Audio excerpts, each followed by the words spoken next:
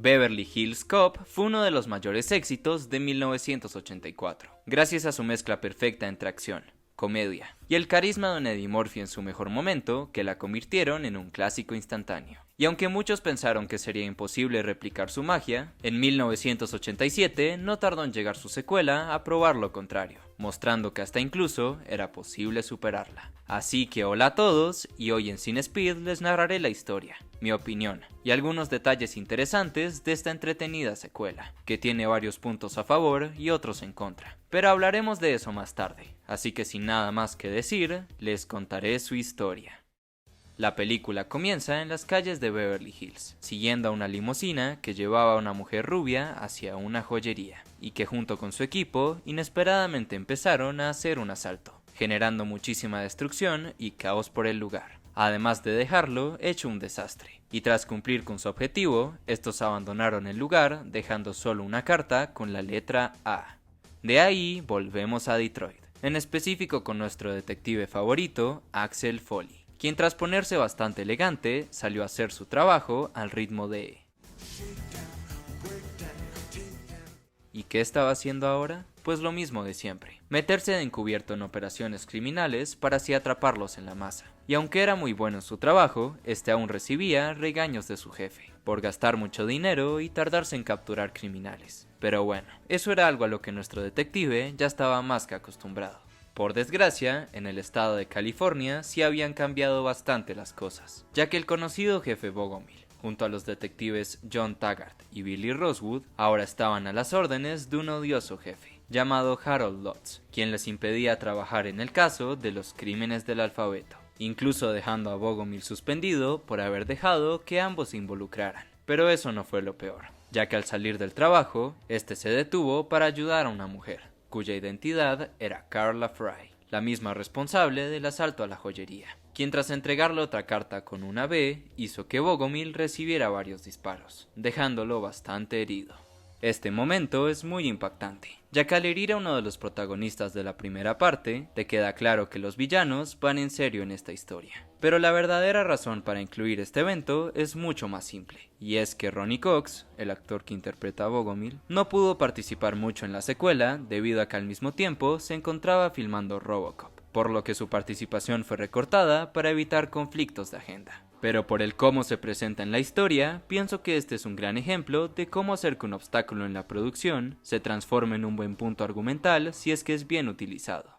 La noticia del ataque a Bogomil no tardó en llegarle a Axel, quien rápidamente llamó a Billy para averiguar qué había ocurrido. Y tras oír de la relación con los crímenes del alfabeto, decidió que debía volver a Beverly Hills para ayudarlos con el caso. No sin antes abandonar a los criminales que estaba a punto de atrapar, entre ellos el mismo de los cigarrillos de la primera peli, y de dejarle a su compañero Jeffrey la tarea de hacerse pasar por él, para no levantar sospechas durante su ausencia. Ya en Beverly Hills, y después de saludar tanto a sus compañeros como a la hija de Bogomil, Axel fue a recorrer las calles de la ciudad para conseguir un lugar donde quedarse. Pero en vez de ir a un hotel como la vez pasada, esta vez decidió meterse en la remodelación de una mansión, contándole a los obreros que los planos que estaban usando eran los incorrectos, con lo que convenció a todos de que se fueran y así poder quedarse con la casa. Tras esto, Axel empezó la investigación junto a Billy y Taggart, teniendo como primera pista a las balas encontradas en la joyería, unas que aparentemente no eran tan comunes, a lo que Taggart les mencionó que en el club de tiro de la ciudad seguro podrían ayudarlos, por lo que el trío se fue hasta el lugar, donde como siempre, Axel usó sus habilidades como actor para fingir que traía explosivos, que en realidad eran las vitaminas de Billy, y así poder entrar al lugar. Y coincidentemente, el tipo con el que Axel habló era el mismo que había fabricado las balas para el robo de la joyería, por lo que este se lo comunicó a Carla y a Maxwell Dent, el líder de toda esta operación, quien inmediatamente le ordenó a su planificador, Charles Kane, que acabara con Axel. Pero en vez de hacerlo él mismo, este mandó a los que habían atacado a Bogomil para hacer el trabajo por él, y entregándoles de paso una caja de fósforos. Recuerden eso porque será importante más adelante. Todo mientras que Axel intentaba coquetear un rato con Carla antes de irse. Este último detalle es un poco irónico, ya que hay rumores que señalan que Eddie Murphy tuvo un romance con Brigitte Nielsen, a quien reconocerán por cintas como Cobra o Rocky IV, durante el rodaje de esta cinta. algo que es bastante llamativo, ya que durante esa época Brigitte estaba casada con Sylvester Stallone, quien, como vimos en el video de la primera cinta, estuvo cerca de interpretar al mismísimo Axel Foley. De hecho, se dice que Brigitte estuvo involucrada hasta con el director Tony Scott, y aunque es difícil saber si estos rumores son ciertos, el hecho de que ambos se divorciaran ese mismo año podría darnos algunos indicios. Pero estén atentos, ya que la historia de referencias a Sylvester aún no termina.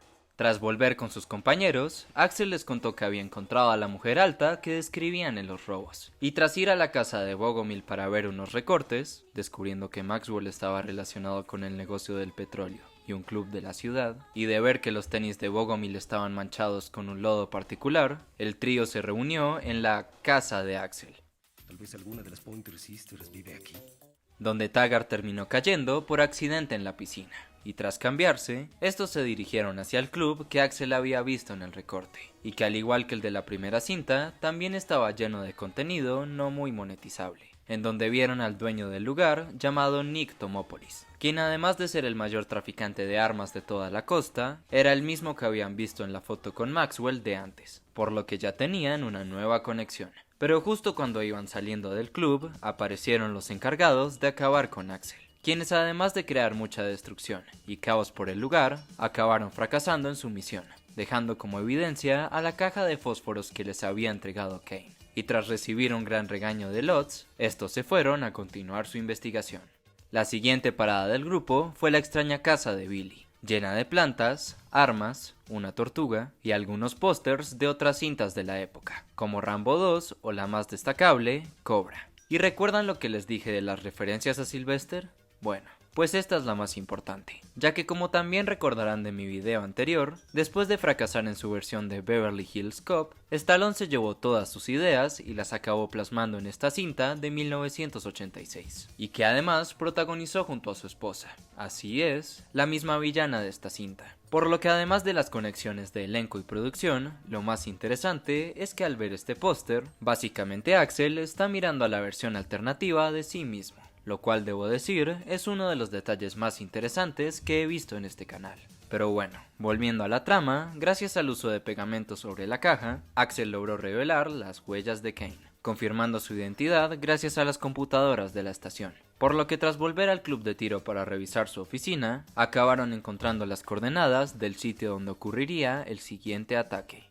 Y ese lugar era uno de los depósitos de la ciudad. Básicamente, un banco lleno de dinero, donde en efecto empezó un atraco protagonizado por Carla y sus secuaces. Y aunque los muchachos intentaron llegar lo más rápido posible, lo que Billy no ayudó al ser un pésimo conductor, al final lograron encender la alarma justo cuando el equipo terminaba de vaciar la bóveda. Y tras dejar las cartas C y D, estos escaparon a toda velocidad en una furgoneta roja. Pero como el auto que tenían había quedado destruido, no tuvieron más opción que utilizar lo primero que se encontraron, es decir, un camión de cemento, empezando así una gran secuencia de persecución, musicalizada por el tema Be There de las Pointer Sisters, causando muchos daños pero a la vez risas en el proceso, incluso hacia las otras patrullas que perseguían al camión, aunque algo me dice que a Billy no le importó mucho esto. Y aunque terminaron perdiéndola de vista por los choques, al final la encontraron vacía junto a los rastros de una camioneta, que los llevó hacia nada más que la mansión Playboy, lugar donde tenemos dos cameos famosos. Primero el de un joven Chris Rock en camino a recibir la cachetada de Will Smith.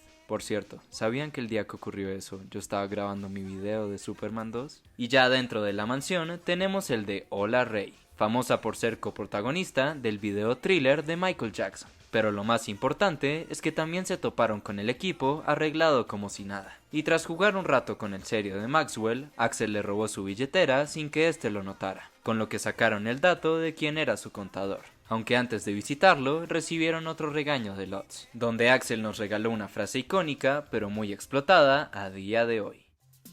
¿Es porque soy negro?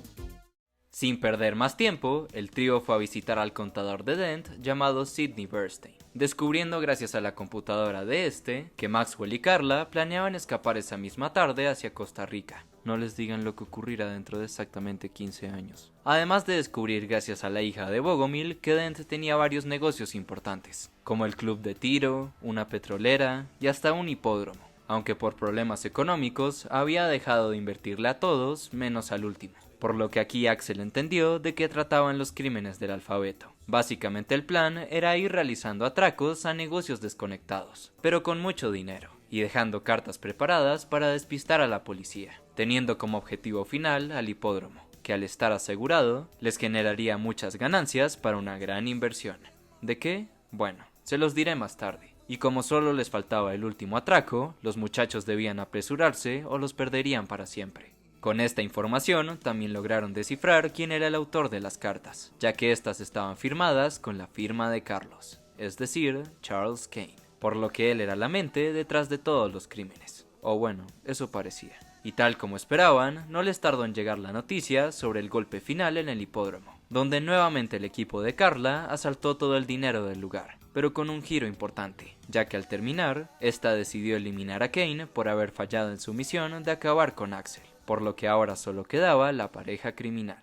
Por desgracia de nuevo los chicos llegaron tarde, y para rematar, Lutz atribuyó el crédito del caso diciendo que él había descubierto la identidad del autor de los crímenes. Pero Axel aún sabía que el caso no había terminado, ya que al ver a los caballos notó que estos habían ensuciado con el mismo lodo que tenía Bogomil en sus tenis, por lo que se dirigieron al lugar donde estos pastaban, nada más que una de las petroleras de Dent, donde por fin Axel pudo unir todos los puntos. El ladrón del alfabeto realmente era Dent, pero este firmaba con el nombre de Kane para inculparlo de todo. Y tras matarlo, su plan era usar todo el dinero robado para comprarle armas a Tomópolis, el que estaba en el bar, y así escapar a Costa Rica para venderlas ilegalmente y a un mejor precio. Y el lugar del intercambio sería la misma base petrolera a donde se dirigían los muchachos, por lo que ya sabían qué hacer para detener sus planes. ¿Y cómo podrían hacerlo? Pues con el gran arsenal de armas que Billy tenía en su baúl, que este había estado guardando para una ocasión especial. ¡Santo cielo, Billy! ¿Necesitas ayuda? Además de tomar algunas más potentes de los camiones de Tomópolis. Por desgracia desde ahí las cosas se complicaron, ya que al ser descubiertos tuvieron que entrar de inmediato en la acción, donde además de acabar con casi todos sus secuaces, lograron destruir, con la ayuda de unos lanzacohetes, a todos los camiones que transportaban las armas, por lo que cuando llegaron los refuerzos, la batalla ya había terminado. Pero aún faltaban los últimos peones, Maxwell y Carla, quienes a pesar de que estuvieron cerca de acabar con nuestro detective, al final el primero terminó con un disparo en la frente tras intentar atropellar a Axel, mientras que Taggart acabó con la segunda justo antes de que pasara algo malo, con lo que finalmente el caso había terminado. Con todo ya resuelto, parecía que Lutz finalmente los despediría por haberse metido en el caso, algo que por suerte no sucedió, ya que fue este quien terminó siendo despedido por el alcalde, por ser básicamente un imbécil, felicitando al trío por haber resuelto el caso. Y no solo él, ya que también lo celebró el mismo Bogomil, ya recuperado y ascendido a jefe de policía. Y aunque el jefe Todd también se enteró de lo ocurrido, ya que Jeffrey fracasó en su misión de encubrirlo, igualmente lo felicitó y le ordenó que volviera a casa, por lo que de nuevo nuestro trío se vio obligado a despedirse, aunque prometieron que volverían a reunirse para resolver otro gran caso, algo que recién cumplirían 37 años después. Pero eso será para otro día, y marchándose de la mansión justo cuando aparecieron los verdaderos propietarios, terminando así con un último chiste la historia de esta gran secuela. Fin. Bueno, creo que ya es hora de contarles todas las razones por las que amo esta película. En primera, y lo más destacable, es que no solo trae de vuelta toda la energía y diversión que vimos en la primera parte, sino que los ejecuta básicamente en esteroides. Todo lo que funcionó en la original se replica, pero mejor. La fotografía se siente más cálida y agradable, el formato horizontal le queda mucho mejor, la acción es más dinámica y llamativa, el ritmo se siente mucho más rápido, y algunos elementos como la música o la comedia se mantienen igual de frescos que en la primera. Es casi la misma película, pero mejorada y llevada a un punto más alto, y creo que hay una sola persona a la que podemos agradecerle esto. ¿Y a quién me estoy refiriendo? Pues a nadie más que el director Tony Scott, quien tan solo un año atrás nos había entregado la maravillosa Top Gun. Y se nota para bien, ya que como les mencioné en el video sobre aquella cinta, gracias a su estilo tan particular, es que la cinta tiene un toque mucho más llamativo, en especial en las escenas de acción, que el más sencillo de la primera parte. Además de que con eso también nos regala tomas impresionantes, y que simplemente capturan a la perfección la época en la que fueron filmadas. Y ojo, con eso no estoy diciendo que la original se viera fea o sin gracia, pero la verdad es que el estilo que le aportó Tony a la cinta fue uno que le quedó como anillo al dedo. Es una lástima que ya no esté con nosotros, pero sus trabajos siempre serán recordados por su gran estilo y personalidad. Pero claro, si la peli fuera puro espectáculo, le faltaría algo de chispa, una que los actores le entregan de sobra, ya que si de por sí eran geniales en la primera cinta, aquí están simplemente en su mejor momento. Eddie Murphy aquí se consolida del todo como Axel, manteniendo la misma energía y diversión que caracterizaban al detective, pero los que definitivamente llegan a romper del todo su caparazón son Taggart y Billy, ya que al estar del lado de Axel desde un inicio, hace que podamos ver muchos más momentos con el trío divirtiéndose y estando desatado. Y de verdad, la interacción entre ellos es tan genial que hasta diría que al ver la primera se sienten tímidos comparándolos a esta secuela. Esta es sencillamente la película del trío. Y es una pena que nunca pudimos volver a verlos en un estado tan increíble. Y el que John Ashton también nos dejara en septiembre del año pasado cerró para siempre esa puerta. Pero al menos tuvimos una última interacción de ellos en Axel F, y siempre serán recordados por las dos originales. Y para rematar, otro elemento que se mantiene igual, o hasta mejor, es el soundtrack de la peli. Y no solo por las canciones licenciadas como Shakedown, Be There o Better Way de James Ingram, que son unos clasicazos, sino que también por la banda sonora compuesta por Harold Faltermeyer, a quien no mencioné en mi video de la original o el de Top Gun. Sí, también compuso esa, pero que tiene un papel clave en estas cintas, para hacer que las escenas de acción y suspenso se sientan como lo más emocionante que oirás en tu vida, y con el tema de Axel F manteniéndose como la joya de la corona. Y todo esto mezclado con lo demás, nos entrega sencillamente uno de los mejores soundtracks de la historia del cine, junto al de las otras dos cintas claramente. Y como último dato curioso que no logré incluir en el resumen, es que se me hace curioso que a lo largo de la historia se hace referencia varias veces a que Axel no siempre estuvo en el bando correcto. Tienes experiencia, ¿verdad? Es que no siempre fui policía. Les dije que no era policía. No siempre fui policía. ¿Y a veces rompiste la ley? Y por el énfasis que se le hace al tema, me pregunto si es que estaban planteando el hacer una precuela centrada en los orígenes de Axel. Idea que de hecho suena bastante bien, ya que hubiéramos podido ver a un Axel menos experimentado, el cómo cambiaba de bando en algún punto, y hasta la relación que tuvo con Mickey, quien es el detonante para los hechos de la primera cinta. La verdad, creo que hubiera podido ser una gran historia, y sin duda mucho más interesante que lo que terminaron haciendo con esta saga. Pero bueno, es solo una opinión.